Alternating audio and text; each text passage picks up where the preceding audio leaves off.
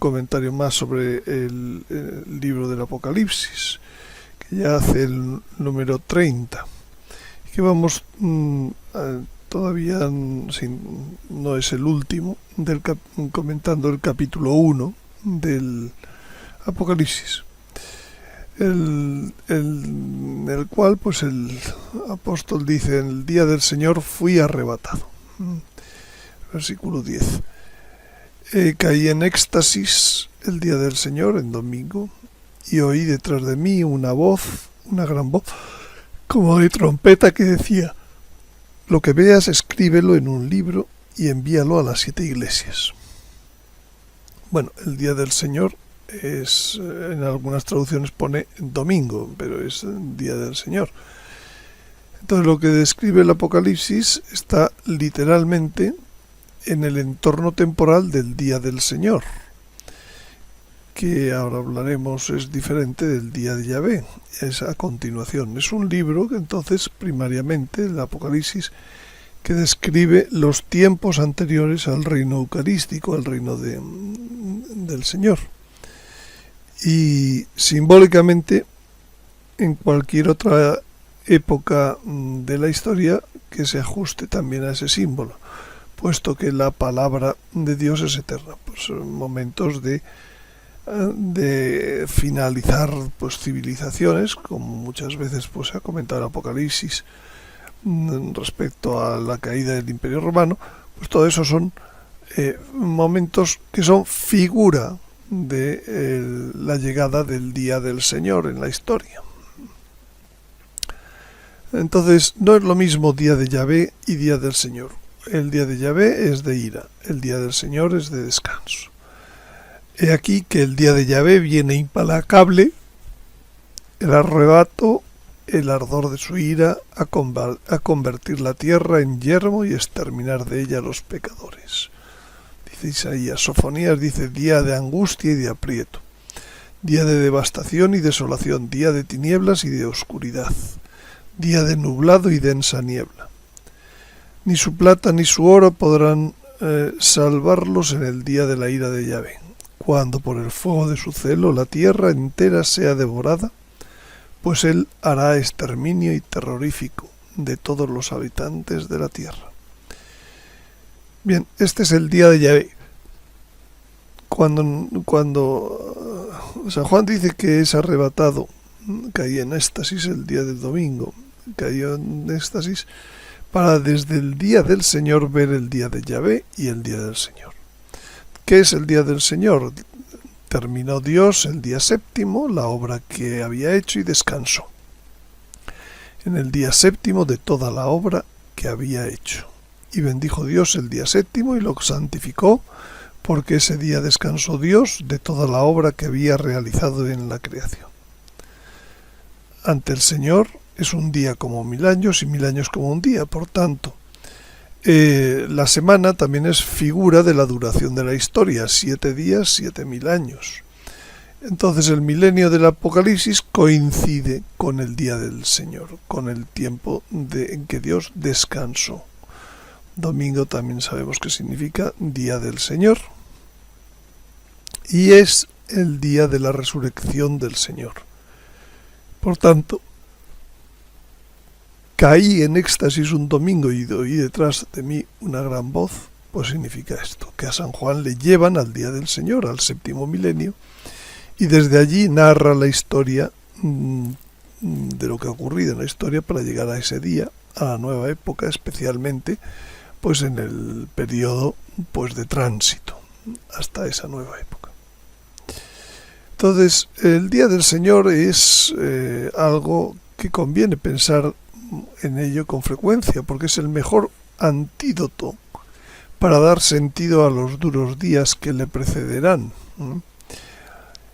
Así como alimentar la esperanza en el cielo es provechoso para mantener la perseverancia en el esfuerzo diario, en el cumplimiento de los mandamientos de la vida cristiana, pues también pensar en el día del Señor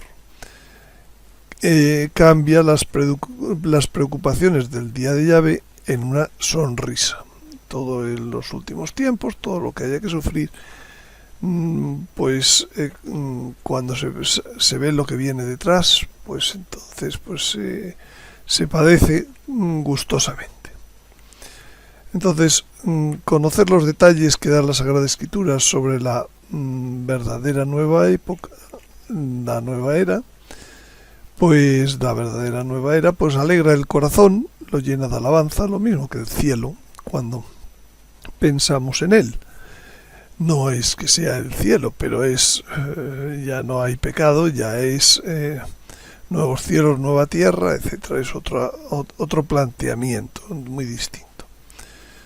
Y porque además con él, pues pensando en él, nos vemos que Dios no abandona el mundo a su suerte, sino que saca de los grandes males grandes bienes.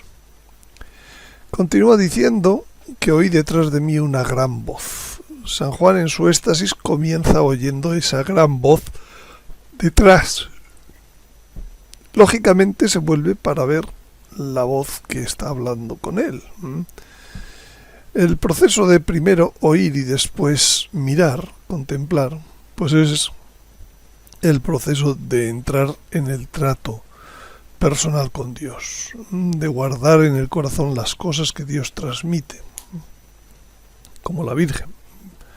Escuchaba y luego lo guardaba en el corazón. Y las verdades reveladas, el sistema es que hay que reflexionarlas en la presencia de Dios, en la oración personal, para poderlas interiorizar. Y de este modo, después que puedan fructificar. Bien, entonces el que ve cuando se vuelve por esa voz, dice, es el que le va a dar la lección, es el maestro. Jesús mismo es el que va a enseñar esa lección tan especial. Es el Señor de la historia, que es el mejor para dar la lección de la historia, porque es mejor que cualquier premio Nobel, cualquier santo, cualquier rey. Y él se presenta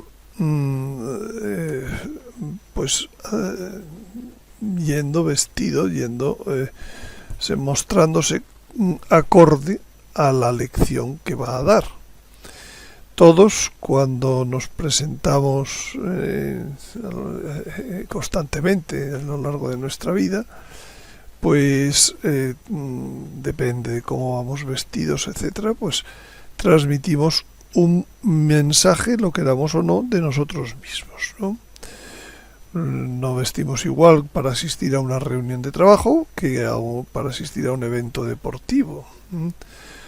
Pues Jesús va a vestir acorde con la lección que va a impartir.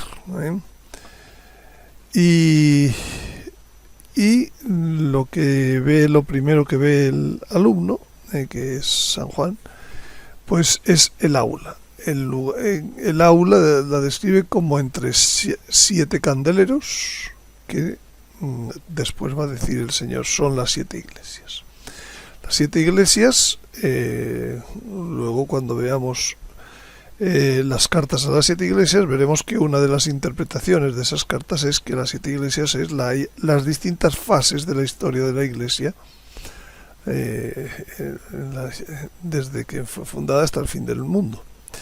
Entonces, si él tiene los 7, se está moviendo con las 7 iglesias, con los 7 candeleros, pues es decir que lo que nos va a impartir es una lección de la historia de la iglesia a lo largo de la historia. Bueno, entonces él se presenta, el maestro se presenta vestido con túnica talar. Iremos viendo ahora detalladamente cada uno de estos elementos, con cabeza y cabellos blancos como la nieve, con el rostro como el sol, con ojos de fuego, con voz de trompeta como de grandes aguas. De su boca salía una espada aguda de 2 filos, sus pies de metal precioso acrisolado, y tenía en su mano derecha 7 estrellas. No vamos a verlas todas, pero vamos a ver la mayor parte, y en un sucesivo comentario veremos las que falten. Empezamos por lo vestido con túnica talar, que es el tipo de vestido es de tipo sacerdotal, semejante hoy en día pues a la sotana papal, túnica talar blanca, túnica talar ceñido por el pecho con un cinto de oro, dice. Él es entonces sumo sacerdote de ese reino que ha descrito antes de sacerdotes que ha hecho para nosotros, para su Dios y Padre nuestro. Ese es un orden nuevo social que todavía no está instaurado y que no se instaura hasta el día del Señor. Él ya va vestido como sumo sacerdote del reino de sacerdotes. La cabeza y los cabellos blancos como la nieve, como blanca lana, como nieve. Este es el color de los cabellos que se adquiere con los años y que va unido a la madurez, serenidad y sabiduría que da la experiencia de la vida. Por tanto, está mostrándose como un hombre sabio, maduro, experto. Los mejores maestros precisamente son los maduros, los que han madurado cualquier enseñanza, son los que van a lo esencial, son los que saben buscar ejemplos, son los que no dan la lección porque se la acaban de aprender, sino que la han asimilado después de un largo tiempo. Pues así es como quiere decir que Jesús va a ser maestro de San Juan, de lo que va a ver, y que le pide que lo ponga en un libro. Y estos son los maestros que sacan de sus arcas lo nuevo y lo viejo. Decía un escriba, conocedor del reino de los cielos, va sacando de su arca lo nuevo y lo viejo. Pues este es el tipo de maestro que él dice que es cuando se pone la cabeza y cabellos blancos como la nieve. Sus ojos como llama de fuego. El fuego devorador del amor está en el corazón y sale al exterior a través de la mirada, llena de calor y humanidad. La mirada de Jesús, hay mucha información en los evangelios.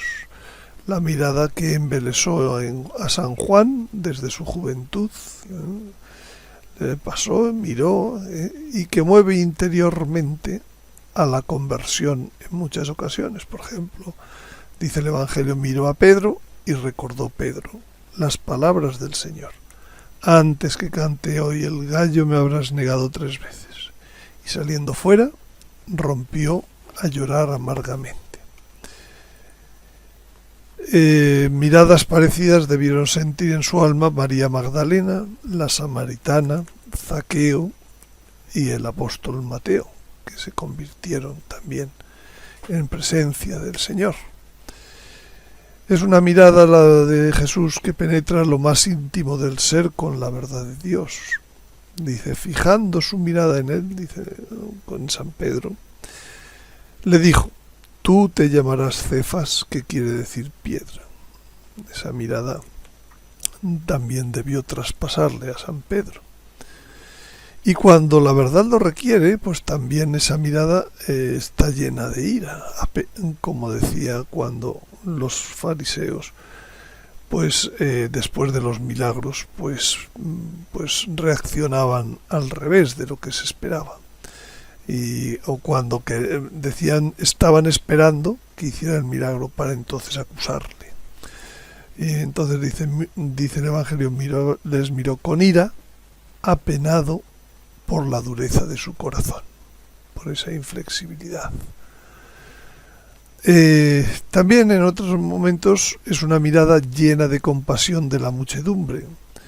Dice, pues estaban como ovejas que no tienen pastor, que es en este momento también muy pues lo que ocurre en muchos lugares.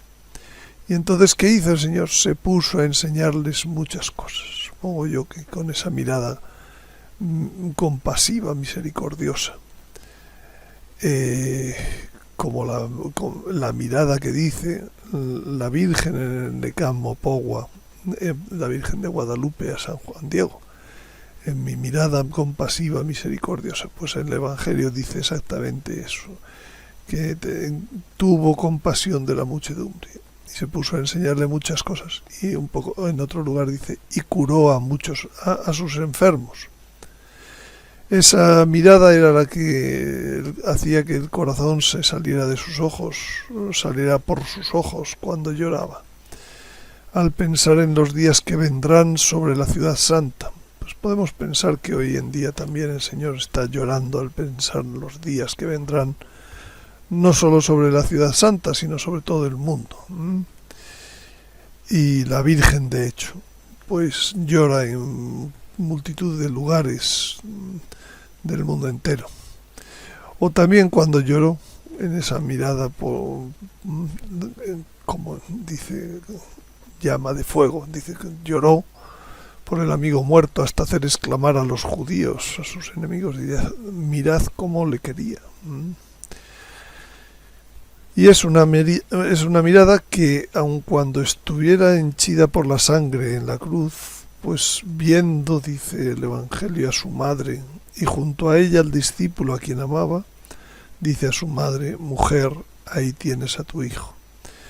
Y con eso nos dio lo mejor que tenía en el momento en que estaba sufriendo mayores dolores.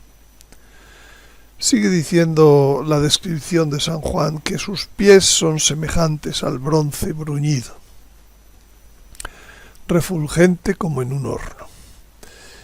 El bronce es un material fuerte que indica firmeza y seguridad en el lugar en que se posan esos pies.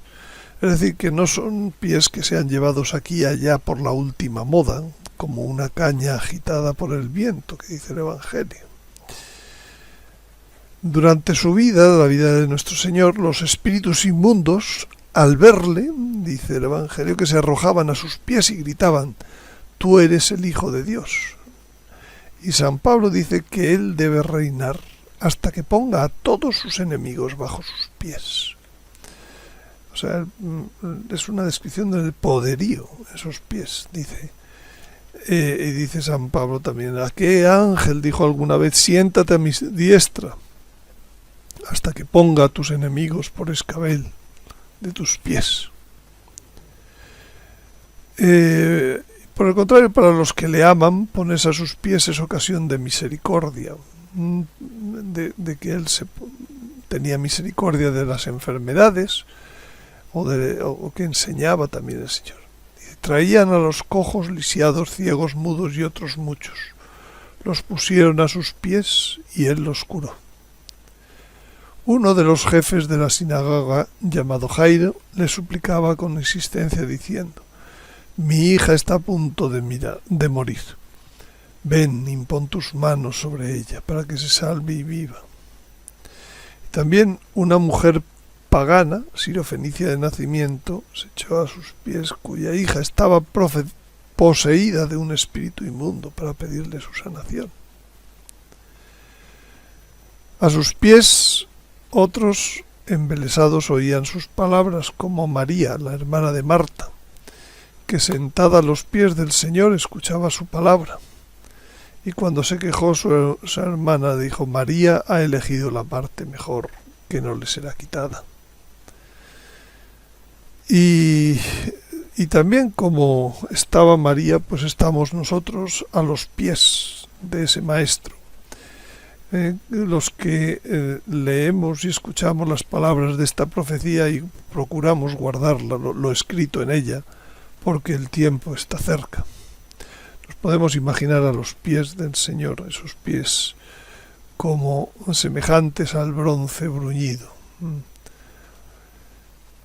Y vamos a terminar con la descripción de su voz como estruendo de muchas aguas. Una voz potente, de la que emanan en cascada a lo largo del Apocalipsis continuas revelaciones de agua viva, que rememoran la promesa junto al pozo de Sicar. Todo el que beba del agua que yo le dé no tendrá jamás sed, sino que el agua que yo les dé se convertirá en él en fuente de agua que brota para la vida eterna. Es estruendo de muchas aguas, pero de aguas vivas. Y en tabernáculos ocurre lo mismo. El Señor se pone el día último de la fiesta, el más solemne, en pie y gritó: si alguno tiene sed, venga a mí y beba. El que crea en mí, como dice la Escritura, de su seno correrán ríos de agua viva. Pues efectivamente, es el estruendo de muchas aguas de agua viva. Y al final del Apocalipsis dice lo mismo: el que tenga sed, que se acerque, y el que quiera, reciba gratis del agua de la vida. Como decía la samaritana: Señor, dame de esa agua para que no tenga más sed. Mi alma, dice el Salmo, es como una tierra que tiene sed de ti. Pues nada más, muchas gracias y les espero en el siguiente comentario.